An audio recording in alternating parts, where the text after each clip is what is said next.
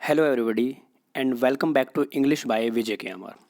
Today in this lecture, I am going to discuss SSC CHSL paper 12th April 2021 shift third. तो my dear students, ये paper 12 अप्रैल 2021 का shift का third shift का paper है, जो कि मैं एक फुल एनालिसिस लेके आया हूँ क्योंकि हमारा अब मई में CHSL पेपर लगेगा। उसी के बिहाफ में मैं ये पेपर लेके आया हूँ। एग्ज़ाम के ओरिएंटेड अप्रोच में इसमें अप्लाई करूँगा, तो आप अपनी प्रैक्टिस कंटिन्यू रखें। और इसी चैनल पे मैंने CHSL के काफ़ी पेपर 2020 वाले भी मैंने सॉल्व करवा रखे, तो उनको भी आप वीडियो जाके देख लीजिए, काफ़ी हेल्प मिलेगी उनसे आपको। तो कोई हार्ड पेपर नहीं आता इंग्लिश सेक्शन का। लैंग्वेज है, सीखी जा सकती है आराम से, बहुत ही इजी पेपर आता है। और ये पेपर भी बहुत इजी है, जो कि मैं डिस्कस करूँगा, ठीक है। There are lots of social media जिन पे आप मुझे फॉलो कर सकते हो। देखिए, ये मेरा सोशल मीडिया। टेलीग्राम पे जो भी लेक्चर मैं लेता हूँ उनकी PDF आपको टेलीग्राम चैनल पे मिलेगी। अगर आपको कोई भी डाउट पूछना है तो मुझे वो इंस्टाग्राम पे डायरेक्टली मैसेज कर सकता है। यूट्यूब पे, फेसबुक पे, इन सब चीज़ों पे मुझे आप फॉलो कर सकते हो, ठीक है। अपना यूट्यूब चैनल है इंग्लिश बाय विजय KMR। ये पेपर है थर्ड शिफ्ट का, ठीक है, जो कि 2021 को हुआ था, ठीक है भाई। और मेरा नाम है विजय कुमार, जैसा कि आप जानते हो, ठीक है भाई, विजय कुमार। तो हम टाइम वेस्ट नहीं करते और पेपर हम डिस्कस करते हैं।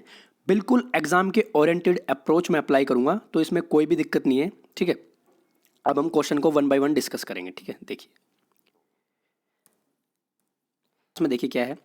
सेकंड क्वेश्चन है हमारे पास में, select the option that can be used as a one word substitute. देखिए, वन वर्ड सब्स्टिट्यूट पूछा गया आपसे बच्चे, for the given group of word.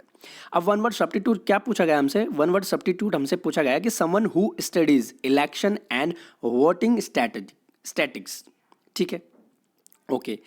अब देखिए, समवन हु स्टडीज यानी कि समवन हु स्टडीज इलेक्शन, ठीक है, समवन हु स्टडीज इलेक्शन। देखिए, आपको इस क्वेश्चन से ही हिंट मिल गई। आपको क्वेश्चन से क्या हिंट मिल गई? Election and voting, election and voting, इसी चीज़ से मैंने यहाँ हिंट चुरा ली। तो दैट मीन्स अगर मैं इसका कह सकता हूँ कि इसका वन वर्ड सब्स्टिट्यूट क्या होगा, यानी कि समवन हु स्टडीज़, जो स्टडीज़ करता है किसमें? इलेक्शन में, वोटिंग में, ठीक है। तो उसको क्या कहते हैं? हम उसको क्या कहते हैं बच्चे? हम स्पेपोलॉजिस्ट, स्पेपोलॉजिस्ट, ठीक है। अब देखिए, स्पेपोलॉजिस्ट का मतलब क्या होता है? इसका मतलब होता है बच्चे a division of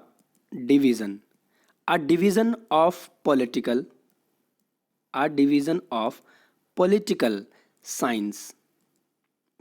science that deals examination, okay. तो इसका मतलब क्या होता है? A division of political science and deal examination, ठीक है। इसका मीनिंग ये हो जाएगा आंसर, ठीक है। अगर वहीं मैं बात करूँ इसकी एनालाइस्ट की, देखिए, एनालाइस्ट मतलब क्या होता है? एनालाइस्ट मतलब होता है बच्चे किसी चीज़ पे हम एनालाइज कर रहे हो, ठीक है। एनालाइज मतलब किसी चीज़ से हम रूबरू, उस चीज़ से हम एनालाइसिस कर रहे हैं, उस चीज़ का, ठीक है। उस चीज़ का क्या कर रहे हैं? हम एनालाइज करें। मैथमेटिकल, देखिए, मैथमेटिशियन क्या होता है? देखिए बच्चे, जो उस चीज़ में सफल है, आप कोई सब्जेक्ट टीच कर रहे हो तो आपको उस चीज़ की एक्सपीरियंस होना चाहिए, उस चीज़ की आपको नॉलेज होनी चाहिए। That means a mathematical, okay. Physiologist आपको पता ही है। फिजिकोलॉजिस्ट मतलब होता है बच्चे उस चीज़ में आप सेटिस्फाई हो, आप उस चीज़ से एक्सपीरियंस हो। किसी भी चीज़ ले लो, आप कोई इंग्लिश लैंग्वेज पढ़ा रहे हो, आप कोई सब्जेक्ट पढ़ा रहे हो, तो उस सब्जेक्ट में क्या हो? आप एक सफल इंसान हो, आपको उस चीज़ का एक्सपीरियंस है। That's called a physiologist. It's clear? Next question पे हम मूव करते हैं। ये है भाई CHSL का पेपर, देख लो कितना आसान पेपर आता है। अगला क्वेश्चन देखिए हमारे पास में क्या है। देखिए, अगला क्वेश्चन है हमारे पास में, कह रहा select the most appropriate meaning of the given idiom. अब हमसे ईडियम पूछा गया था भाई, और ईडियम पूछा गया था to be all ears, okay. Idiom पूछा गया था हमसे टू बी ऑल ईयर्स। अब देखिए, इसी से हिंट मिल गई ईयर्स से। ईयर्स मत करो, to be ready and ear to listen. अब देखिए, listen, to be ready to and listen, यानी कि लिसन, उस चीज़ से हम क्या कर रहे हो? आपकी केयरफुली इस चीज़ को आप लिसन करो, केयरफुली आप उस चीज़ को लिसन करो, ठीक है। तो to be ready and eager to listen, इसका क्वेश्चन बन जाएगा ये। ठीक है, बड़ा आसान था, कोई दिक्कत नहीं होनी चाहिए इस क्वेश्चन में। अगले क्वेश्चन की तरफ हम मूव करते हैं। देखिए भाई अगला क्वेश्चन क्या था, देखिए भाई मैं इतनी जल्दी प्रैक्टिस इसीलिए करा रहा हूँ ताकि आपकी भी वो हैबिट बने। प्रैक्टिस कर हमें देखिए पढ़ना आराम से चाहिए, प्रैक्टिस हमें गोली की तरह करनी चाहिए। अगर मैं आपको भी प्रैक्टिस में आपका टाइम लगाऊंगा तो आप तो वैसे ही टाइम लगाओगे, तो प्रैक्टिस हमें करनी है गोली की तरह, फास्ट प्रैक्टिस करनी है। ठीक है, practice makes a man perfect, ये भाई बकवास स्टेटमेंट होती है। स्टेटमेंट करेक्टली ये होती है, perfect practice makes a man perfect. आपकी प्रैक्टिस आपको परफेक्ट बनाती है, नॉट परफेक्ट प्रैक्टिस। ठीक है, परफेक्ट प्रैक्टिस करोगे, सटीक प्रैक्टिस करोगे। क्वेश्चन पे मूव करते हैं। क्वेश्चन क्या कहता है हमारे पास में, the following sentence has been split into 4 segments, identify segment that contains a grammatical error. आपसे ग्रामेटिकल एरर पूछा गया और वो एरर क्या है आपके सामने मैं 2 मिनट में आपको उसको अंडरस्टैंड करवाऊंगा। देखिए एरर क्या था, the project is tough and I can't be able to complete it by Monday. Okay. अब देखिए द प्रोजेक्ट, अब देखिए कभी भी सेंटेंस की हिंदी मत करिए। You need not translate to Hindi meaning, you need not translate to Hindi meaning, you have to understand the context of the meaning to the particular statement. Okay, आपको उसका मीनिंग अंडरस्टैंड करना है, नॉट हिंदी करनी है, आपको मीनिंग अंडरस्टैंड करना है। Okay तो देखिए क्या है, the project is tough the project is tough and I can't be able to complete it by Monday। अब देखिए इस एरर से मैं आपको पहले 2-3 चीजें सिखाऊंगा। देखिए जब ये कांट यूज होता है ना बच्चे, ये कांट बी एबल टू, तो इसमें पर्टिकुलर कांट की बात करता हूं। देखिए कांट कब यूज होता है, जब कोई हम एबिलिटी की बात करते हैं। क्या एबिलिटी की बात करते हैं हम, एबिलिटी मतलब कह सकता हूं मैं कैपेबिलिटी कह सकता हूं, उसकी कैपेसिटी भी कह सकता हूं। ठीक है, कैपेसिटी भी कह सकता हूं। और एक फ्रेज यूज करते हैं हम, एक वर्ड यूज करते हैं हम, वांट। और वांट कब यूज करते हैं हम भाई, जब कोई चीज हमें सेलेक्ट करनी हो, कोई चीज हमें जब सेलेक्ट करनी हो, दैट मीन्स वो मैं चूज कर रहा हूं कुछ चीज को। या फिर मैं कह सकता हूं टैलेंट के सेंस में भी यूज हो सकती है, या फिर उस चीज का आपको टैलेंट दिखाना हो। ठीक है, तो the project is end I can't be able to complete by Monday. अब देखिए आपको वो एबिलिटी नहीं दिखा रहा, एबिलिटी नहीं दिखा रहा, वो आप कह रहे हो कि उस चीज़ को प्रोजेक्ट हमें क्या चूज़ करना है, वो कि जो मैं कंप्लीट करूंगा उसको मंडे को। तो मैंने वो कोई पर्टिकुलर डे मैंने सेलेक्ट कर लिया, तो मैंने वो पर्टिकुलर डे चूज़ कर लिया, उस दिन मैं आपको प्रोजेक्ट वो कंप्लीट करके दूंगा। तो दैट मीन्स जब हम कभी भी चूज़ यानी कि कोई चीज़ हम सेलेक्ट कर रहे हैं तो उस सेंस में हम कांट यूज़ नहीं करते, उस सेंस में हम वांट यूज़ करते हैं। तो इस चीज़ में यही एरर था, तो पहले पार्ट में हमारा एरर था। ठीक है भाई, क्लियरिटी। अगले क्वेश्चन की तरफ हम मूव करते हैं। देखिए अगला क्वेश्चन क्या है हमारे पास में, अगला क्वेश्चन है हमारे पास में बैक टू बैक एरर ही पूछा गया था बच्चे। देखिए नो एरर पूछा गया था, बैक टू बैक एरर पूछा गया था, पढ़ने की जरूरत नहीं है हमें, क्वेश्चन पढ़ेंगे हम सीधा सीधा। तो क्वेश्चन हमारे पास में बच्चे, we will definitely win the match this time because our team has prepared well. देखिए बहुत ही अच्छा एरर, मेरे को ये एरर बेसिकली अपने पॉइंट ऑफ व्यू से देखो तो ये एरर मुझे बहुत अच्छा लगा था। एरर क्या था बच्चे, we will definitely win the match, यानी कि हम डेफिनेटली मैच जीतेंगे, ये कंफर्म उसने स्टेटमेंट दे दी कि हम डेफिनेटली मैच जीतेंगे this time because our team has prepare well, यानी कि हमारी टीम ने, क्योंकि हमारी टीम ने अच्छा परफॉर्म किया था, अच्छा तैयारी की थी। ठीक है, अब देखिए इस सेंटेंस में बेसिकली क्या एरर है मैं आपको अंडरस्टैंड करवाता हूँ। देखिए ऑथर क्या होता है, जो बनाने वाले है स्टेटमेंट को, या फिर मैं उसको सब्जेक्ट करता हूं। अगर मैं इस वी की पर्टिकुलर की बात करूं तो ये एज एन या सब्जेक्ट भी यूज हुआ है, सॉरी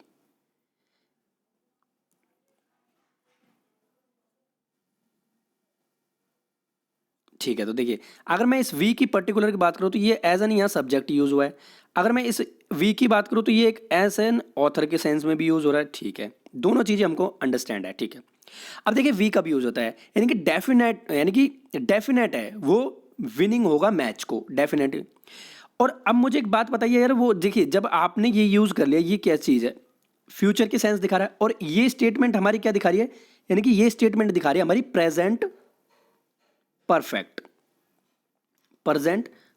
दिखा रही है, यानी कि प्रेजेंट परफेक्ट टेंस यहां पे हमारा यूज हुआ है। ठीक है, अब देखिए जब भी हम प्रेजेंट परफेक्ट टेंस यूज करते हैं, यानी कि प्रेजेंट परफेक्ट टेंस यूज करते हैं, तो उस सेंस में यहां पे हमारी एक हेल्पिंग वर्ब आती है।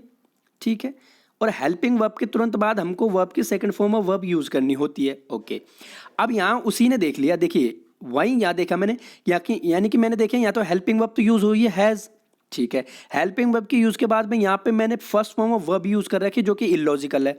मुझे यहाँ पे चाहिए थी फर्स्ट की थर्ड, यानी कि वर्ब की थर्ड फॉर्म ऑफ वर्ब, यानी कि वर्ब की थर्ड फॉर्म ऑफ वर्ब चाहिए मुझे। तो यहाँ पे प्रिपेयर तो होना भाई इलॉजिकल है, तो यहाँ पे क्या आना था, प्रिपेयर्ड। क्या आना था बच्चे यहाँ पे, प्रिपेयर्ड, यानी कि यहाँ पे वर्ब की second form of verb use होनी थी, ठीक है।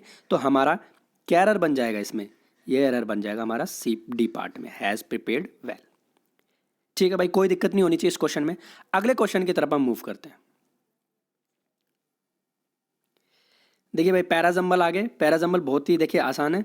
देखिए पैराजम्बल क्या है, 4 सेंटेंस हमें अरेंज करने, सेंटेंस अरेंज करना हमें, देखिए जम्बल है, हमें सेंटेंस अरेंज करना है कि पहले कौन सा पार्ट आएगा और सेकंड पार्ट कौन सा आएगा, ठीक है। अब देखिए the main activity of Palampur is farming and 80 families of our upper caste on the majority of land is Palampur.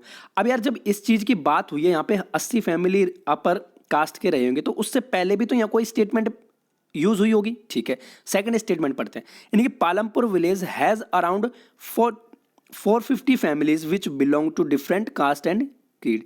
यानी कि कन्फर्म मुझे पता चल गया बी के बाद में ए स्टेटमेंट है, यानी कि बी के बाद में ए है। यानी कि अगर मैं इसको ग्रामेटिकल भी देखूँ ना मैं, तो वैसे तो ये स्टोरी बेस्ड है, देखिए ये सिंपल है, इसमें स्टोरी लग रही है, कहानी बेस्ड है ये, ठीक है। अगर मैं इसमें ग्रामर भी अप्लाई करूँ ना, तो पालमपुर विलेज, पालमपुर क्या है, एक नाउन है, ठीक है। और नाउन के बाद में मुझे प्रोनाउन चाहिए, यानी कि नाउन के बाद में मुझे प्रोनाउन चाहिए, तो पालमपुर विलेज को उसने एक्सप्लेन कर दिया। पालमपुर विलेज को देखिए ये क्या कर दिया, पालमपुर इज फार्मिंग, तो दैट मीन्स बी के बाद में ए है, तो बी के बाद में ए स्टेटमेंट हमारी किस में दिख रही है, ए की इसमें दिख रही है, ए पार्ट में, तो यही हमारा ऑप्शन हो जाएगा, ठीक है। 2-3 तरीके हैं इसको करने के, जो कि बेस्ट तरीका वही मैं आपको बता रहा हूँ। ग्रामेटिकल देखो तो आप ग्रामेटिकल भी देख लो, अगर आप स्टोरी बेस्ड देखना चाहते हो तो आप स्टोरी बेस्ड भी उस सेंटेंस को आप एक्सप्लेन कर सकते हो, आइडेंटिफाई कर सकते हो, ठीक है। इट इज डजेंट मैटर आप कौन सी अप्रोच आप अप्लाई करते हो। ओके, तो ये है भाई, देख लो कितना आसान एग्जाम है, बिल्कुल लो लेवल के एक क्वेश्चन है, ठीक है। क्लियरिटी। अब हम अगले क्वेश्चन की तरफ मूव करते हैं। देखिए अगला क्वेश्चन है हमारे पास में, select the most appropriate option, substitute the underline segment, ठीक है।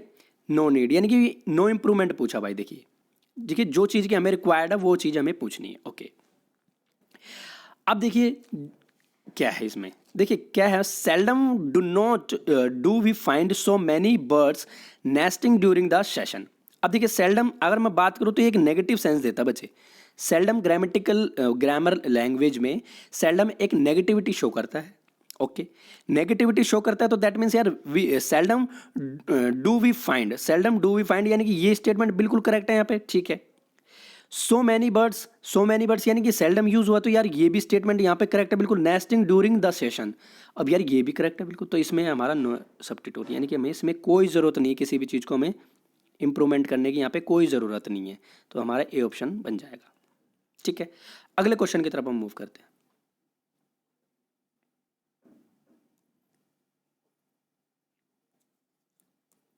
देखिए अगला क्वेश्चन है हमारे पास में बच्चे, select the most appropriate antonym of the given word. अब देखिए हमसे एंटोनिम पूछा गया है, ठीक है, ये ध्यान रखना आपको। एंटोनिम पूछा गया हमसे फ्रीटर। अब देखिए बच्चे फ्रीटर क्या होता है, अगर मैं वहीं फ्रीटर की बात करूँ तो फ्रीटर मतलब होता है, पहले मैं इस चीज़ को मीनिंग का अंडरस्टैंड करवा दूँ। फ्रीटर मतलब होता है बच्चे वेस्ट टाइम, यानी कि हम प्रॉपर हमारा टाइम वेस्ट करते हैं, मनी वेस्ट करते हैं, ठीक है, मनी वेस्ट करते हैं हम, या फिर हम अपनी एनर्जी वेस्ट करते हैं। दैट्स कॉल्ड अ फ्रेटर, यानी कि मनी वेस्ट करना, टाइम वेस्ट करना, मनी वेस्ट करना और अपनी एनर्जी वेस्ट करना, दैट्स कॉल्ड अ फ्रेटर, ठीक है।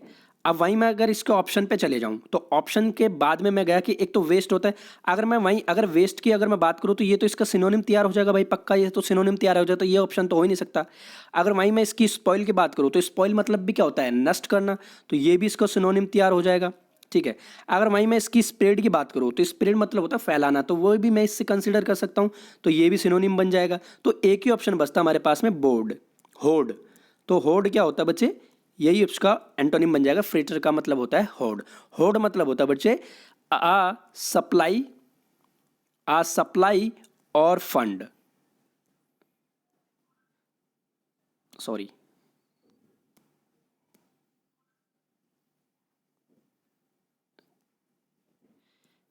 आ सप्लाई और फंड, ठीक है, इसका मतलब ये होता है होड का, ठीक है, कोई दिक्कत नहीं होनी चाहिए। अगले क्वेश्चन की तरफ हम मूव करते हैं। देखिए भाई अगला क्वेश्चन क्या कहता है हमारे पास में, select the most appropriate word to fill in the blank. Fill in the blanks पूछा गया हमसे। अब देखिए फिल इन द ब्लैंक्स में क्या है, this training programmer for students will help the dash understand the different method of communication. Okay, यानी कि this training programme for the student, इनके लिए हेल्प भाई चाहिए थी उनको, understand to method, different method को अंडरस्टैंड करें। यानी कि अब मुझे एक बात बताइए यार, ट्रेनिंग हुई होगी, ठीक है, यानी कि उनकी ट्रेनिंग हुई होगी, प्रोग्राम स्टूडेंटों की ट्रेनिंग होगी, तो उस चीज़ में उन्होंने क्या किया होगा, उस सेंस में उन्होंने क्या किया होगा, ऑप्शन पे चलते हैं। उस सेंस में उन्होंने क्या किया होगा, क्रिटिसाइज, यार ये लॉजिकल तो बिल्कुल इलॉजिकल है, ठीक है। ट्रेनर कोई ट्रेन थोड़ी ना करता किसी चीज़ को, ऑर्गेनाइज मतलब किसी संस्था को ऑर्गेनाइज करना, ट्रेनर मतलब किसी चीज़ के लिए ट्रेंड करना, तो दैट मीन्स वहाँ एक ही ऑप्शन बचता है, पार्टिसिपेंट, यानी कि पार्टिसिपेट किया होगा उन्होंने किस चीज़ में, उसी ट्रेनिंग में। ट्रेनिंग में क्या किया होगा बच्चे, पार्टिसिपेट किया होगा, तो that means this training programmer for the student will help the participate understand the different method of communication. आसान था बिल्कुल। अगले क्वेश्चन की तरफ हम मूव करते हैं। अगला क्वेश्चन देखिए भाई हमारे पास क्या है, अगला क्वेश्चन है बच्चे हमारे पास में सिनोनिम्स पूछा हुआ है, ठीक है, और सिनोनिम पूछा हमारे पास में ब्लस्टर। ब्लॉस्टर मतलब क्या होता है बच्चे, देखिए ब्लॉस्टर मतलब कि अगर मैं इसका मीनिंग अंडरस्टैंड कराऊं तो ब्लॉस्टर मतलब होता है to support something, to support something, ठीक है, टू सपोर्ट समथिंग, यानी किसी चीज को हम सपोर्ट करते, किसी चीज को हम सपोर्ट करते, is called a bolster. Okay, तो ब्लॉस्टर मतलब क्या होता है, किसी चीज को हम सपोर्ट करते हैं। तो वहीं देखें, अगर मैं इसका ऑप्शंस पे चले जाऊं तो डिस्करेज तो इसका ऑप्शन बिल्कुल नहीं हो सकता। डिस्करेज मतलब क्या होता है, आप किसी उस चीज के लिए साहस नहीं है आप में उस चीज में, ठीक है। वीकन भी इसका ऑप्शन नहीं हो सकता, एम्बोल्डन भी इसका ऑप्शन नहीं होता, तो एक ही ऑप्शन बचता है, क्या, स्ट्रेंथन। स्ट्रेंथन का मतलब क्या होता है बच्चे, स्ट्रेंथन का मतलब होता है आप उस चीज के लिए क्या हो, स्ट्रांग हो, क्या हो, स्ट्रांग हो आप उस चीज के लिए, ठीक है। तो इसका ऑप्शन ये बन जाएगा बी ऑप्शन, बी ऑप्शन, ठीक है भाई, आसान था बिल्कुल। अगले क्वेश्चन की तरफ हम मूव करते हैं। देखिए भाई अगला क्वेश्चन हमारे पास में, select the option that express the given sentence in the active और पैसिव वॉइस। देखिए एक्टिव पैसिव हमसे आइडेंटिफाई करवाया बच्चे, और एक्टिव पैसिव हम आइडेंटिफाई करेंगे बिल्कुल अच्छे तरीके से। देखिए क्या है, जूम कर लेता हूं थोड़ा सा। देखिए एक्टिव पैसिव क्या है हमारे पास में भाई साहब, दे रखा है the central team visited 8 villages in the state to access the damage to the crops. Okay, अब देखिए, सॉरी थोड़ी सी कोल्ड हो रखा है तो आवाज़ मैनेज करना। ओके, हमारे पास में एक्टिव वॉइस दिया हुआ बच्चे, एक्टिव वॉइस दिया हुआ हमारे पास में, the central team visit 8 villages in the state to access the damage to the crops. Okay, ये हमारे पास में स्टेटमेंट है। अब देखिए, अगर वही मैं एक्टिव वॉइस की बात करूं तो एक्टिव वॉइस में बच्चे मुझे, या तो एक्टिव वॉइस में मुझे दो चीज़ों से मैं आपको रूबरू कराऊंगा। सब्जेक्ट चाहिए होता है मुझे, ठीक है, मुझे क्या चाहिए होता है, सब्जेक्ट चाहिए होता है, और सब्जेक्ट में बाद में मुझे वर्ब की सेकंड फॉर्म ऑफ वर्ब चाहिए, और फिर ऑब्जेक्ट चाहिए। ये तो हमारा एक्टिव वॉइस का स्ट्रक्चर है। अगर मैं पैसिव वॉइस का स्ट्रक्चर देखूं आपके सामने, तो पैसिव वॉइस का स्ट्रक्चर क्या होता है बताइए, या तो मुझे ऑब्जेक्ट चाहिए होगा, ठीक है, मुझे फिर वाज वर्ब चाहिए होगा, टेंस के अकॉर्डिंग वाज वर्ब चाहिए होगा, वर्ब की थर्ड फॉर्म और प्लस बाई प्लस ऑब्जेक्ट। ये पैसिव वॉइस का स्ट्रक्चर है अकॉर्डिंग टू टेंस। अब देखिए ये क्या है, प्रेजेंट इंडेफिनेट टेंस यूज हो रहा है इसमें, तो मुझे वहां पास्ट इंडेफिनेट टेंस यूज करना होगा, पास्ट इंडेफिनेट टेंस यूज करना होगा। ओके, जब मैंने पास्ट इंडेफिनेट टेंस यूज किया तो दैट मीन्स यार देखिए ये वाली चीज तो कटी जाएगी बिल्कुल, यानी कि वाज एक्सेस्ड ये तो हो ही नहीं सकता, बिल्कुल वाज एक्सेस्ड तो होगा ही नहीं, ठीक है, वॉज एक्सेस तो होगा ही नहीं। वर्ब की सेकंड फॉर्म तो यूज हो रही है, लेकिन वहां पे मुझे अप्लाई नहीं करनी, मुझे वर्ब की थर्ड फॉर्म वर्ब चाहिए, ठीक है। 8 विलेजेस हैड, अब देखिए हैड की तो कोई सेंस ही नहीं है ना बच्चे, हैड तो आएगा ही नहीं बिल्कुल ही, हैड की तो कोई सेंस ही नहीं है। द सेंट्रल टीम एक्स, ये भी बिल्कुल गलत हो जाएगा, तो एक ही ऑप्शन बचता है बी, यही ऑप्शन हो जाएगा हमारे पास में। ऑप्शन क्या है, वो क्वेश्चन आंसर क्या है, 8 villages in the state were visited, देखिए वर आ गई और वर्ब की थर्ड फॉर्म यहाँ पे आ गई, वर्ब की थर्ड फॉर्म आ गई बाय द सेंट्रल, और ये हमारा पूरा क्या बन जाएगा, ऑब्जेक्ट बन जाएगा। क्लियरिटी, बड़ा आसान था। अगले क्वेश्चन की तरफ हम मूव करते हैं। देखिए भाई अगला क्वेश्चन है हमारे पास में नो इंप्रूवमेंट का क्वेश्चन है। बेसिकली नो इंप्रूवमेंट हमको देखना है, सब्स्टिट्यूट रिक्वायर्ड, ठीक है, यानी कि जो जरूरत है वही आपको अप्लाई करना है। I can not understand that you are trying to say, okay, ये हमारे पास में स्टेटमेंट है, I can not understand that you are trying to say, okay. अब मैं एक बात बता देता हूँ बच्चों, ये देखिए ये दैट, अब यहां पे मैं दैट और वॉच का आपको फंक्शन बताता हूं। देखिए बच्चे वॉच कब आता है, व्हाट जब आता है बच्चे जब आप कोई चीज़ की इंक्वायरी करो, ठीक है, इंक्वायरी करो या फिर नेचर के बारे में बताओ, जब आता है व्हाट। और दैट आता है बच्चे, दैट कब आता है, दैट आता है जब आप उस चीज़ से ऑलरेडी नो ऑलरेडी क्या हो, नो आप उस चीज़ से, यानी कि आप पहले से उस चीज़ को जानते हो। तो that means I can not understand, मैं वो चीज़ समझ नहीं सका, that you are trying to say, जो तुमने कहा था। बिल्कुल यही इसकी हिंदी मीनिंग बनेगी, ठीक है, यानी कि मैं उस चीज़ को अंडरस्टैंड नहीं कर पाया था जो तुमने बात कही थी, जो तुम मुझे समझाने की कोशिश कर रहे थे, या जो तुमने ट्राइंग टू से जो तुमने कुछ कहने की कोशिश की थी। तो दैट मीन्स यार वहाँ डैट की तो कोई सेंस नहीं है, ठीक है, वहाँ दैट की तो कोई सेंस नहीं है, दैट तो आना ही नहीं था, वहाँ क्या आना था, व्हाट यू। ये भी नहीं होगा, ये भी नहीं होगा, ये भी नहीं होगा, हु विच की तो कोई सेंस ही नहीं है, तो यहाँ पे क्या आना था, what you. It's a clear. अगले क्वेश्चन की तरफ हम मूव करते हैं। देखिए भाई अगला क्वेश्चन क्या है हमारे पास में, अगला क्वेश्चन है हमारे पास में select the option that can be used as a one word substitute. बच्चे वन वर्ड सब्स्टिट्यूशन पूछा आपसे, वन वर्ड सब्स्टिट्यूट आपको बताना है। वन वर्ड बताना है आपको, डूइंग समथिंग अवेक वर्डली और इन ए क्लोमिसी मैनर। अब देखिए बच्चे क्लोमिसी मैनर का अगर मैं बता दूं, क्लोमिसी मैनर का मतलब क्या होता है, आपने गंदा व्यवहार किया उस चीज़ से, यानी कि भद्दा, यानी कि अगली भद्दा, आपने रूड बिहेवियर किया, रूड बिहेवियर भी कह सकता हूँ मैं इसको, ठीक है, रूड बिहेवियर भी कह सकता हूँ मैं इसको, ठीक है, रूड बिहेवियर किया आपने किसी अनदर पर्सन से, ठीक है। तो इसका मतलब क्या हो जाएगा बच्चे, इसका मतलब हो जाएगा, देखिए हैस्टनिंग तो होगा नहीं, बिल्कुल गलत हो जाएगा ये, फ्लिटरिंग होगा नहीं, ठीक है, स्टम्बलिंग होगा नहीं, तो एक ही ऑप्शन बचता है फम्बलिंग। फम्बलिंग का मतलब क्या होता है बच्चे, टू फील, फम्बलिंग का मतलब होता है टू फील क्लोमिसी, तो आपने वो चीज़ गलत व्यवहार की या फिर आपने वो चीज़ एहसास की, ठीक है। अगर वहीं मैं स्टम्बलिंग की बात करूँ तो इसका मतलब होता है टू स्ट्राइक करना, और इसकी मैं बात करूँ हस्टनिंग की, तो इसका मतलब क्या होता है कॉज या मूव, ठीक है, इस चीज़ की इससे सेंस निकलती है। It's a clear. अगले क्वेश्चन की तरफ हम मूव करते हैं। देखिए भाई अगला क्वेश्चन हमारे पास में, select the most appropriate meaning of the idiomatic expression given. देखिए यहाँ थोड़ी सी टाइपिंग में एरर हो गई थी, ईडियम पूछा गया था बेसिकली हमसे, ईडियम, ठीक है। तो ईडियम बताना है हमको, कॉट रेड हैंडेड, इसका ईडियम बताना है मुझे, आपको बताना है बेसिकली, आप ट्राई करो फिर मैं बताता हूँ। तो कॉट रेड हैंडेड, अब देखिए इसका मतलब क्या होता है बच्चे, कॉट रेड हैंडेड का मतलब होता है बच्चे, आप कुछ बताने की कोशिश कर रहे हो, क्या बताने की कोशिश कर रहे हो, देखिए मैं बताता हूँ। देखिए कॉट रेड हैंडेड का मतलब होता है बच्चे, इसका बेसिकली अगर मैं मीनिंग अंडरस्टैंड करवाने की कोशिश करूँ आपको, तो इसका मीनिंग अंडरस्टैंड कराने की कोशिश के साथ साथ में मैं कह सकता हूँ कि ये कह सकता हूँ, कॉट रेड हैंडेड मतलब होता है caught in the act of doing something illegal, A option बच जाएगा इसका, यानी कि समथिंग इलीगल, यानी कि वो चीज़ इलीगल है, ठीक है। यानी कि मैं ये भी कह सकता हूँ वो चीज़ इलीगल कैसे, कि discover someone they are doing something bad और इलीगल, ये भी मैं कह सकता हूँ, ठीक है। यानी कि डिस्कवर, आप उस चीज़, आप उन्हें उस चीज़ को फाइंड किया जो क्या है, इलीगल है, क्या है, इलीगल है वो चीज़, ठीक है। यानी कि समथिंग बैड और इलीगल, यानी कि समथिंग बैड और इलीगल, ठीक है, ये इसका मीनिंग है, तो ए ऑप्शन बन जाएगा इसका। क्लियरिटी। अगले क्वेश्चन की तरफ मूव करते हैं।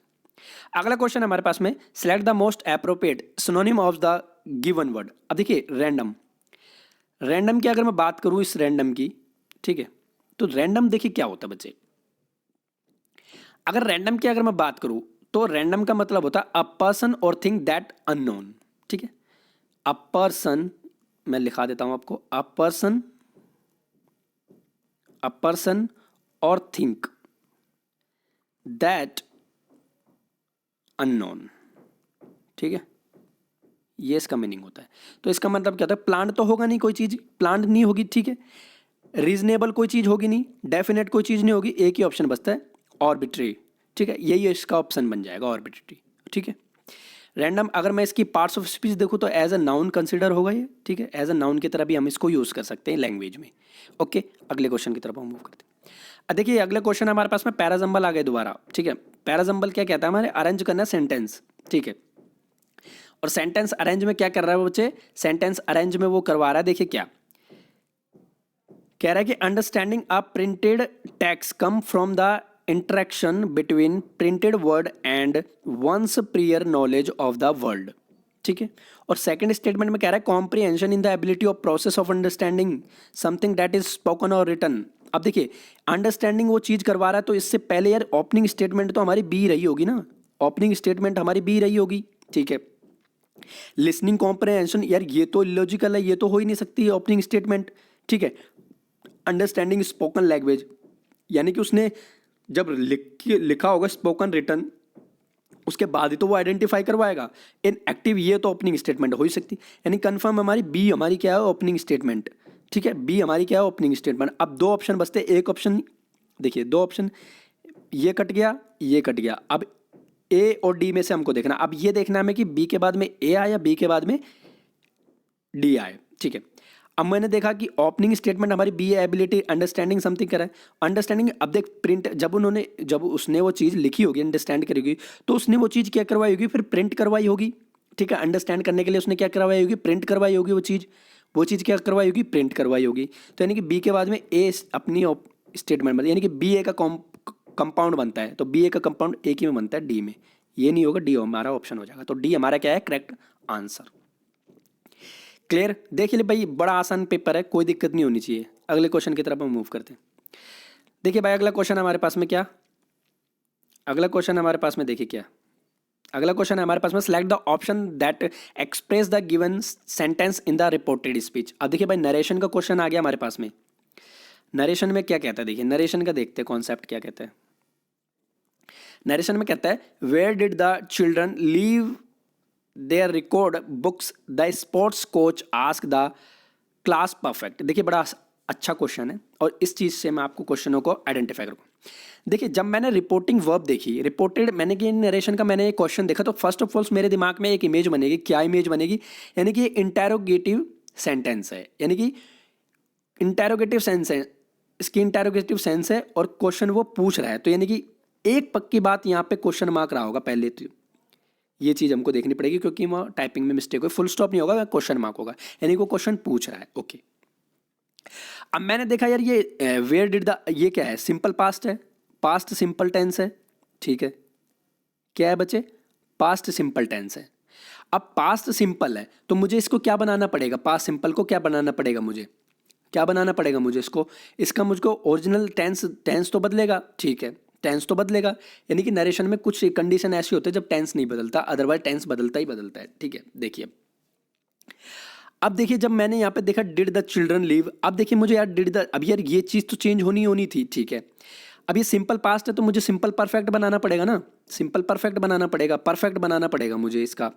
अब जैसे ही मैंने परफेक्ट बनाया तो मैंने परफेक्ट देखा, तो दैट मीन्स यार डिड का तो यहाँ पे क्या रहा होगा, यहाँ पे हैड हुआ होगा, डिड का तो मैंने सिंपल बनाया तो चेंज तो होगा ना, हैड रहा होगा, और वहाँ हैड रहा होगा, ठीक है, ठीक है। और यहाँ पे लीव का क्या हुआ होगा भाई, लेफ्ट हुआ होगा, लीव का क्या हुआ होगा, लेफ्ट हुआ होगा, यानी कि टेंस तो बदलेगा, यानी कि ask the question where the children leave, यार ये तो हो ही नहीं सकता क्योंकि चेंज होगा, लेफ्ट होगा, ठीक है। लेकिन इसमें क्या देखिए, क्या डिड ही रख दिया इसने, तो यार ये भी नहीं हो सकता, ठीक है।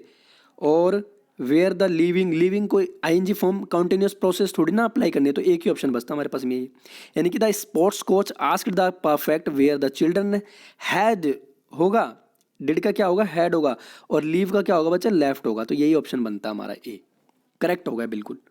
अंडरस्टैंड, अगले क्वेश्चन की तरफ हम मूव करते हैं। अगला क्वेश्चन हमारे पास में, select the most appropriate word to fill in the blank. Fill in the blank पूछा गया हमसे, you have to checked if we have dash information about the location. अब देखिए, मैं अगर ग्रामेटिकल चलूँ तो इन्फॉर्मेशन क्या है, एक नाउन की तरह यूज़ हुआ है, ठीक है। और नाउन के बाद में या तो मुझे आर्टिकल चाहिए, वो सॉरी, या तो मुझे डेटर्मिनर चाहिए या मुझे एडजेक्टिव चाहिए, और डेटर्मिनर का ही पार्ट होता है, एडजेक्टिव का ही पार्ट होता है डेटर्मिनर्स, ठीक है। या तो मुझे डेटर्मिनर चाहिए और क्या चाहिए। अब देखिए डेटर्मिनर क्या हो सकते हैं, देखिए अब देखिए क्या हो सकते हैं वो डेटर्मिनर्स। प्रोफेज, प्रोफेज का मतलब क्या होता है बच्चे, प्रोड्यूस करना large amount, produce large amount, produce large amount, ठीक है। ये तो होगा नहीं, बिल्कुल इलॉजिकल सेंस है, ठीक है। इसका मतलब क्या होता है बच्चे, इसका मतलब होता है नॉट एनफ। इंडिकेट मतलब क्या होता है, नॉट एनफ, जो हमारे पास में पर्याप्त नहीं है, ठीक है। इनसफिशिएंट मतलब क्या होता है, जो इनसफिशिएंट है, हमारे पास में क्या है, उस चीज़ की नीड नहीं है, यानी कि ज़रूरत नहीं, मतलब कि है ही नहीं वो चीज़, यानी कि इसका भी मतलब मैं कह सकता हूँ नॉट एनफ, पर्याप्त नहीं है वो चीज़। तो एक ही ऑप्शन बचता हमारे पास में, क्या, सफिशिएंट। तो सफिशिएंट इसका आंसर बन जाएगा, क्या बन जाएगा, सफिशिएंट, ठीक है।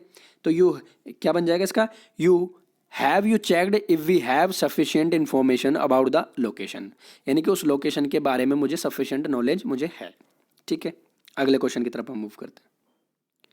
तो देखिए भाई, अगला क्वेश्चन नहीं है, ये क्वेश्चन थे हमारे पास में। तो देखिए भाई, बड़ा आसान पेपर था, कोई भी इसमें दिक्कत नहीं होनी चाहिए आपको, ठीक है। ये था CHSL का पेपर, और इसमें एक क्लोज टेस्ट मिस है इस लेक्चर में। तो वो क्लोज टेस्ट या तो टाइप नहीं हुआ होगा या फिर कुछ वो गलती हो गई होगी इसमें, इसलिए मैंने वो टाइप नहीं करवाया। तो वो भी मैं क्लोज टेस्ट आपको करवा दूंगा, ठीक है भाई। तो जिसने भी चैनल सब्सक्राइब नहीं किया, चैनल सब्सक्राइब करें। अब मैं एक वीडियो लेके आऊँगा जो कि फ़ेस टू फेस वो वीडियो रहेगी, यूज़ ऑफ सेंस के ऊपर पूरा कंप्लीट एक्सप्लेन करूँगा, और इंग्लिश में आपको पहली बार वो सीखने को मिलेगा, यूज़ ऑफ सेंस हम इंग्लिश लैंग्वेज में कैसे अप्लाई करते हैं, ठीक है भाई।